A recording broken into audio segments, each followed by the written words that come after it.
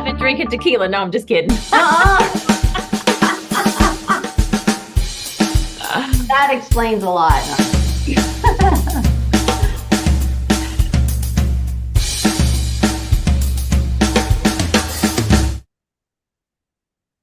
Good morning, everybody. Welcome to Tuesday, September 10th on the Daily Huddle. On Tuesdays, we talk about everything to do with relationships and communication. And today we're talking about how to shift the paradigm of grief. And in full transparency, we did have a guest today, and we've had a little trouble contacting her. So Tara and I have some things to say about this, and we're going to hope she joins us a little bit later. But first, we wanted to kick it off with talking about, well, what is the paradigm of grief? What are we shifting from? And Tara, I would like for you to kick us off if you can, in talking about the grief that you felt with Caroline. Oh, Because a wow. lot of times of not what you expected. No, I mean, that's she's my greatest source of grief. So, yeah, this is totally impromptu. So I'm just speaking straight from the heart. Most of you already know that Caroline is alive and well. She's 32. She's my daughter. But over the past, it'll be 20 years in January, seizures have slowly deteriorated her ability to think and speak and function. So she's very low functioning today, cognitively. And so I tell you what comes to me about grief is when we think about grief, we think about death, I think, most cases. I have a daughter that I could lie to myself and say, oh, she's still the same at her core. No, she isn't. She's a totally different daughter than the young girl that I was raising that got sick in middle school. And it has been a very, very slow decline. And so to me, the paradigm shift for me about grief is I always saw it as something that you get over, you heal from, and you move on. And y'all have heard me say this before. I will never get over what happened to Caroline. But I've used that pain, which I see as an energy, to power me forward and bring goodness from it to other people and to my corner of the world. So to me, that's the shift, is that to stop trying to tell myself to get over it, heal from it, and move forward. So how's that land, Catherine? Yeah, I think I don't like it. I would like to believe that we can get over grief and move forward because that's what my little brain wants to believe. And yet I do know it's true in so many ways. And that it shifts, right? It does shift in how we engage with it. But I think the thing that, for me, when I found out Michael had a heart defect and had Down syndrome, I really grieved what I thought was going to be my first baby. You have so many, everything's, you're getting all the nursery ready and this whole new life. And then everything shifted. And I didn't even know to what. And I just wanted to say that I think the piece that you and I've connected on about that is what people say to you when you have something. It's the feeling sorry for. That's not really connection. I don't want someone to come to me and say, oh man, that's so hard. I still get it. God, it sounds so hard with Michael, or something like that. That doesn't, I mean, in some ways, it's nice to hear that somebody is compassionate, empathetic, but I would like to shift that. How do we be with each other in grief in a way that isn't, I don't know if it's condescending, but just doesn't feel it feels present, that feels like we're in a conversation about it. You're being with me. A lot of people don't want to be with grief. So we do what we can to say, oh, I'm so sorry. I'm going to go over here and pretend that doesn't exist. We have to sometimes. You know what I liken to what you're saying too is, and I know that when people come forward with this mindset, they have the greatest of intentions and they're looking to be passionate, but it feels like pity oftentimes. Yeah. I call it the clutch and tilt. They say, how are you? Then they say, no, really, how are you?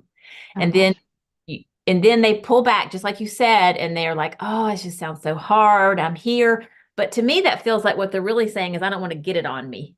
that's right. I can't even begin to fucking imagine what you're living through. So I'm going to give some sympathy.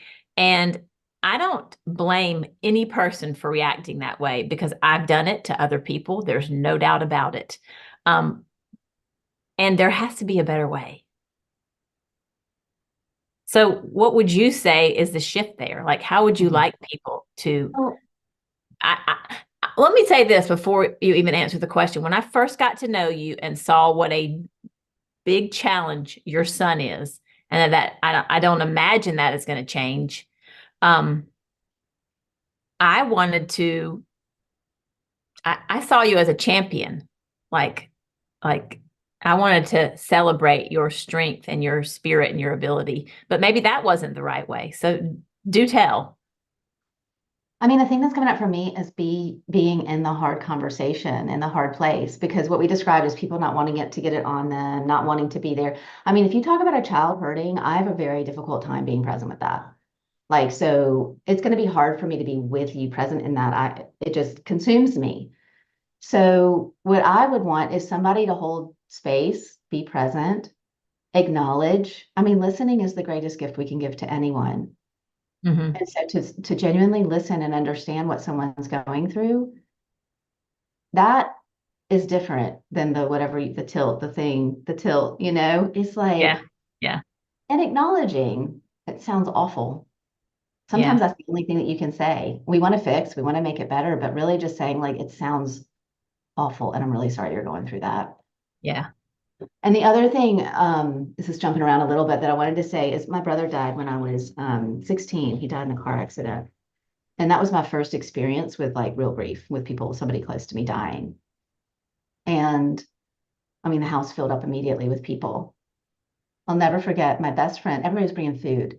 My best friend brought a big pack of toilet paper.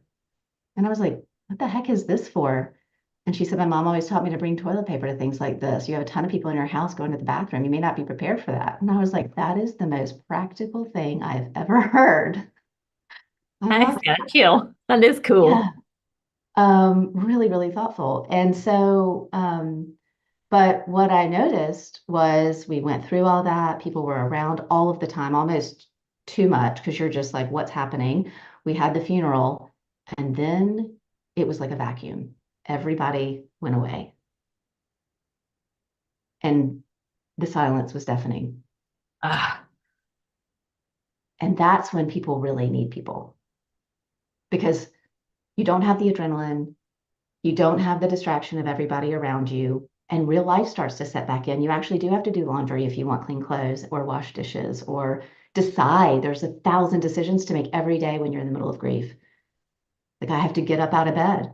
I have to take a shower. That's a choice, right? All these things that become big deals. So that's the other piece I would say about grief is like showing up when it's hard and when it seems like it's, oh, I want to be done with this. I want to go away.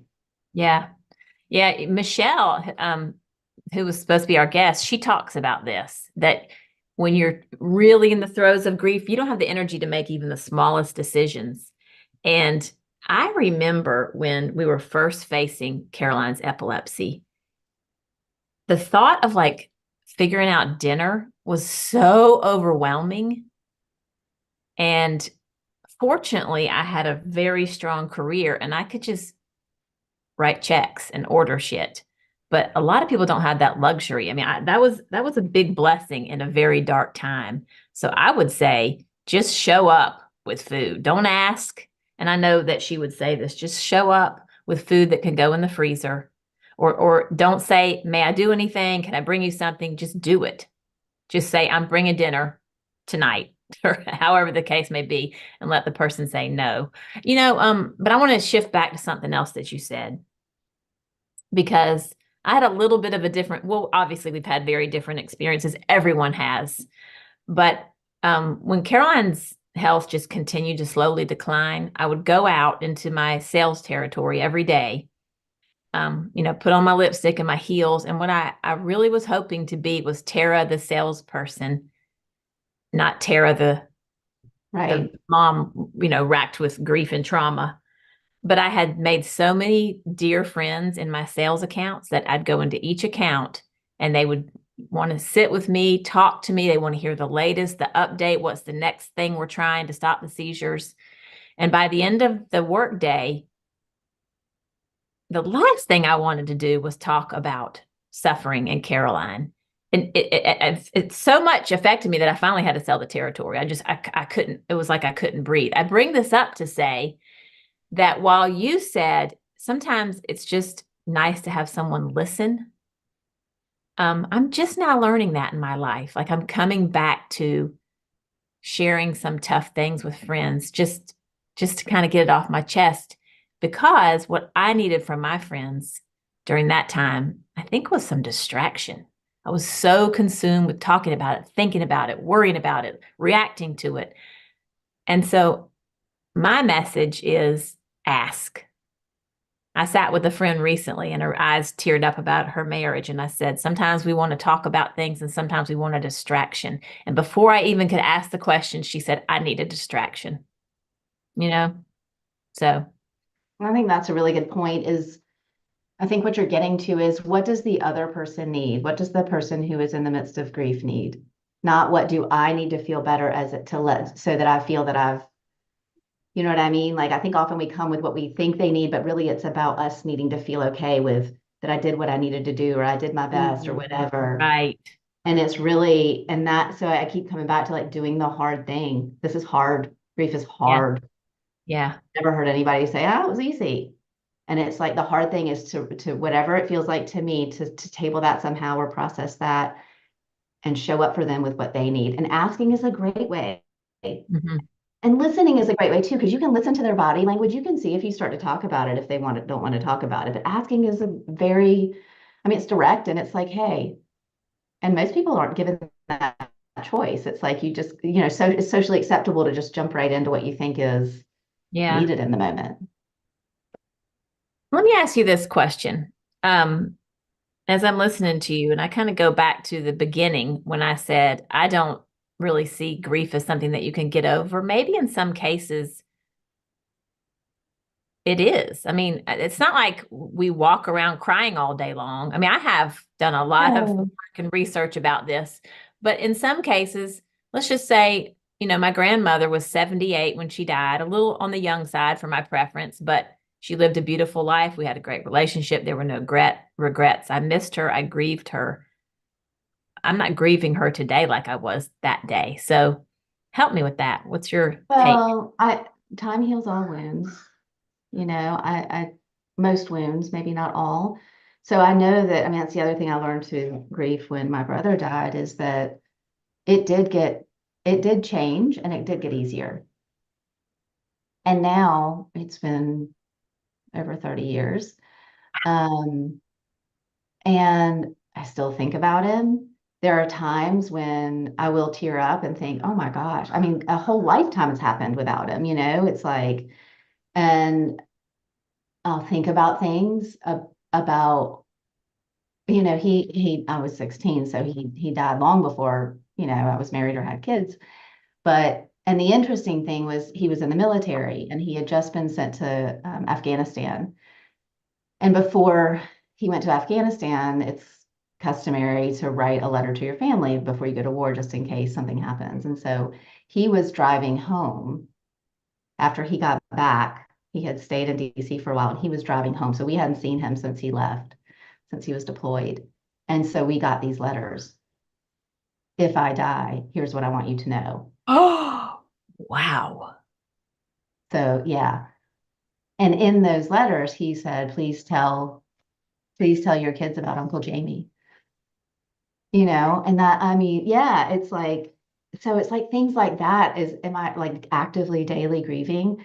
No, but I think about that sometimes and I look at my son Michael and I'm like, oh my gosh, you remind me so much of Jamie sometimes. Like, oh my gosh. And it's things like that, won't be reconciled. So does it ever go away? No, but it does lessen. It does get better, I think, if we do the process and go through it and go through the grieving process. Tell me this, what can you see goodness coming from grief? I think goodness, I mean, this is a blanket statement without thinking too much about it. I think goodness can come from anything, depending on our perspective and how we use it. Yeah. Oh, Absolutely. And grief I'm is an totally with emotion. you. Yeah, grief is an emotion. That's what it is. It's a powerful one. It's a painful one in many cases, but it's an emotion. And so we're built to have emotions. If we process it, I think when grief becomes something that is not helpful, harmful, or whatever, is when it gets blocked, it gets stuck. We don't process it. So we hold on to it and we don't actually feel the emotions and let them flow through us. Fighting it off, absolutely. And I Yeah. spent some years just fighting it off. I Yeah. think Rashida had her hand up, and then I see that Michelle has joined us. Yes. Yes. Rashida, did we Hi, lose you? Hey. Grand Rising, everyone. Grand Rising. Beautiful topic, and I can relate. Uh, my brother died, I will say, he passed and transition like 42 years ago. So I can relate. Catherine, trust me, is like for us in the families, every time we get together, family reunion and people, we always, someone have to bring up his name. And it's amazing to see that his kids, but they've been so successful. And my son is 26 years old and he sees uncle pictures and he was like, how was he, mommy? Those questions that evolve around the reunion. How was he? And we only good things to say about this 30, what he was 37 years old when he passed. But it's the memories that we live by, and the the grief is still there, and I can say it's still there after 42 years later. Mm-hmm. But how we how we pass on this information to the new, like my son, my 26-year-old son, he talk about his uncle Orlando like he met him. Because Mhm. when we sit down and we speak about him and we talk about him, and his kids them always come to the family reunion and ask how was my daddy. He passed when they was like 4-year Mhm. old kids. So the memories still live in our heart, still live in our memories. When we look at pictures, family albums, that people no longer put family albums together, but those are the memories that we live and so past the grief. But I'm telling you, sometimes it's like with my grandma. My grandma passed after him, but we always remember our good food. Oh, we're gonna go to grandma and have a good meal. And but grief is so deep. It's so deep. So thank you so much for the point. Thank you so much for the topic. And Michelle, thank you for coming and share with us, Michelle. Thank you, Rashida. Thank you for sharing that. We do need to, I think what I'm taking from what you said is to, when we're ready, continue to celebrate the life of the person. So I have a hard time looking at little pictures of Caroline, but somebody sent me a video of her recently. That was, I'm not even there yet, so I don't know what that's about. Let's hear from Laura, and then I want to invite Michelle into her own conversation. Good morning, Laura. Good morning, Grand Rising, everyone. Thanks for the conversation.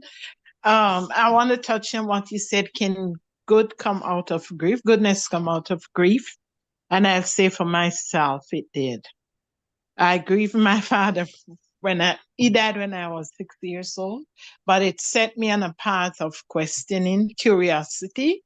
Always said he left me with a gift of curiosity, and me becoming curious, seeking answers, really, really just led me in a path of being an open minded, free spirited person. With that, I'm complete. Thank you. Oh, thank you so much for sharing that. I am with you. I think so much good can come from grief, but we have to be open to it. So I'm going to turn it over to Michelle. Good morning. I'm glad to know that you are human. We all are, and we're happy that you're here. I'm just glad to know you're okay. Tell us a little bit about your book and what inspired you to write it. And if you want to give the backstory, I know that folks would appreciate that. Well, absolutely. First of all, my apologies. It's 6 a.m. here in Arizona, and what can I say? So, um, my alarm clock didn't go off. No My worries. book is called Steps in the Sand: How to Help a Grieving Friend. And we're all familiar with what happens when someone dies. There's a secondary loss of lots of friends. Why do we have this? And it's because they don't know what to do. They don't know what to say. And so they withdraw. They don't want to say the wrong thing. My idea is that you really need to shift your paradigm away from the person who died and think about the person who's living. So if you think about those things that we usually say, oh, they're in a better place, that's about them. It's not about the person who's left behind. At least they didn't suffer. I know it's aimed at the person who's still there, but it doesn't address their grief. It doesn't address the pain that they're feeling, the absence, the hole in the family. It doesn't address any of those things that the person is really trying to live with right now. So that's what the book is about. Where it comes from is turning grief to good. I lost two of my sons to suicide back in 2016. And it left a big hole. And I joined a group called Survivors of Suicide. If you know anyone who's lost someone to suicide, it doesn't have to be recent. There's a group for us. And again, I kept hearing these stories of people who said the wrong things that was hurtful, or how things are perceived from the other side. And when I thought about writing a book, I thought, well, what do I have to write about? And I realized I'd collected all these ideas of how to help someone when they have a loss. So that's what the book is, a collection of how to help. Things like grief groceries. Grief groceries are just a bag of groceries that you have delivered or that you bring over because people in grief might not remember to eat or might not want to eat. But you remind them that food is love and food is life-giving. Mm, Don't ask them, when can I deliver? Ask, can I deliver between X time and X time? yeah. Because making any kind of decision is too hard. What to wear for the day is too hard. Mm. What, you know, just ask closed questions, yes, no, things like that. Don't ask open-ended questions is really the thing. Wow. That makes that those are such tactical, tangible, easy to apply little steps of little bites of advice. You know what I would love for you to share is I asked you a question when we were talking about this conversation, and I Yeah. thought it made so much sense. And I was sharing with you that I have a friend who is grieving, and it's been going on for quite some time, and she's kind of hard to reach. And she is local. So tell me what you suggested I do. Tell the folks. I already know what you told me. Yeah. Just find an activity, something you used to do, something you like to do, go for a walk, things like that. Something, go for a movie. What did you used to do together? Yeah. And instead of saying, let's meet, say, I'll be by to pick you up. Are you going to be there at 5? Love that. Yep. Have you tried it yet? No, but I'm going to. That was only a few Well, days ago. I've been out of town. and But the big thing is bring tissues. oh, yeah. Always bring tissues. It gives them permission to cry. They understand that it's a safe space. if you bring tissues. I love that. Before you came on, Catherine said, bring toilet paper. Tell them why, Catherine. Tell Michelle why you bring toilet paper. Yeah, well, what my best friend brought toilet paper, and I said, "Why?" And she said, "We have so many people in your house. You may not have been prepared for this. They're all going to be using the bathroom." And I just thought that was such a nobody else brought toilet paper. Let's just say that, and it was That's a helpful. very practical thing to bring. hmm And I love what you're And saying about make the decisions for them where you can. Give them choices, like Tara said, when it's time to talk about it. Like, do you want to talk or do you want a distraction? And then make the small choices for them, when it's appropriate, because it is really, I mean, you can't imagine it when you're not in grief, but when you are, just getting out of bed, everything is a decision. Everything. Getting out of bed is a decision. Getting in the shower or not is a decision. Eating or not is a decision. And they all take brain power that you don't have. I'm talking again about eating. If you notice that they're losing weight, if it looks like they're not eating, or if, for example, they're in a home all alone, make time to sit down with them at a meal and enjoy the meal with them. Mm. It's so much harder not to eat if you're with somebody. Right. And if you're not accustomed to eating alone, it's very hard to eat. Mhm. Let me ask you this, Michelle. How can we work to not show up with pity? Because I think that we talked about this in the beginning about how it's been projected on us, but you might have some tips. I mean, how can we make sure that we come over as compassionate, caring, kind of standing or sitting beside someone in their grief and not pitying them? How would you guide someone to do that? That's a big question. And it's how you look at that person, isn't it? And that requires a lot of introspection, not having that pity. Hmm. Mm. It's hard to hide, isn't it? I mean, that's so simple, but that's so powerful. First of all, don't pity the person. That would be is that what you're saying? Exactly. And that's Exactly. hard depending on what they've faced. Mm-hmm. And then a phrase that I've often used in lots of things in my life is fake it till you make it. Start out with an attitude of love and caring, and just focus on love and caring, and hopefully the pity won't creep in. Love and caring. Okay, I love that. Wow. And I would imagine it's not wise to try to get somebody to try to help them to move along or get over it. No, no. Um, and I love the phrase get over it because it's not appropriate. I'm glad you brought it up.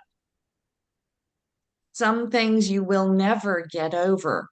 Like Rashida was talking about her family Right. and their loss. It's not something you ever get over. It's something you learn to live with. You Yeah. find a new normal. What is your new normal? So you're not helping them get over. You're Right. helping them find a new normal. You're helping them continue without, Mhm. because the without will never change. The without is not something you will ever get over. Right. It's not a hurdle. It's not a challenge. It's a new way No. to live. That's beautiful. Thank you. Do you have any, we're over time. So do you have any last minute word about the paradigm shift of grief for our Daily Huddle family? But really, like I said at the beginning, it's not about the person who died. It's about the person who's left behind. And the focus should be on the person left behind. If you find yourself focusing on the person that was lost, if you find yourself using those platitudes, at least, anything that starts with the phrase at least Yeah. is focusing on the person who died for the most part. It's Mhm. not focusing on the person who's left behind. And acknowledge that grief. I know you're hurting. Or I know it must be hard. I'm here for you. And don't put the onus on them to reach out to you. Check in with them. Years later, check Right. in with them. Right. Don't forget about checking in with them as time goes by. Check in with them. Write it on your calendar, the death date or an important birthday or anniversary. Write it on your calendar every year and just make a phone call. Or if you don't feel comfortable that you can have that conversation, send a blank card with just, I'm thinking of you today. Yeah. And so the effort that it takes to buy the card, write in it, go to the post office, get a stamp, and mail it shows you care. Mm. And that means the world. Oh, and yet something tangible the gift that keeps on giving. Thank you. It looks like Sorrel wants to chime in before we close out. Michelle, thank you for being here. I have a question. You, Tara, and Catherine have mentioned make small decisions for the people leaving. Don't ask, just do it, just bring it. And a question came up, and I want to know, would it be appropriate to ask this? I know you're hurting, and I'd like to know what it's like for you. Can you put me in your shoes? Is that that would depend on your relationship with the person, okay? how close you are with them, because it might come across as just curiosity from a stranger. Yeah, I get it. I get it. But if it's somebody close to me, I could go there. Yeah, it Yeah. depends how close the relationship is. Because for me, as you were talking about the paradigm shift, Tara, it was like, wow, maybe grief is the other side of love. Like the deeper the love, the closer the relationship, the more pronounced the grief may be. And as time goes by, Catherine, it does heal, but it's always there as a reminder of the love. So I'm learning, I guess the paradigm shift for me, I'm learning to really like grief as the other side of love. Yeah. Thank you for guiding me. Thank you. I've read that grief is an expression of love. If had we not loved, we can't grieve. Would you agree, Michelle? Yeah. Yeah. Yeah. I think this could have been an hour-long conversation, but I'm glad that you that we were all here together, and you've given us some really great things to take with us. And so I'm going to close us out with our tenets as it relates to your message. And the first thing that we can do is, rather than pity, is to love, just to simply love the person and show that you care by giving, love and give. And you know what? Laughter is great medicine. So if you can help the person to laugh, I have a friend that has done that for me through my darkest of times, and I don't know where I would be without her. So don't forget to take time to laugh. And take care of yourself. Get your sleep. If you got to take a pill for it, you got to take a pill for it. And make sure you're eating mostly plants and hydrating yourself. Try to reduce your stress and get up and move that body. This has been a heartwarming conversation. Thank you, Michelle. Thank you, Catherine. Thank you, Daily Huddle family. We'll see y'all next time. Thank you, everybody.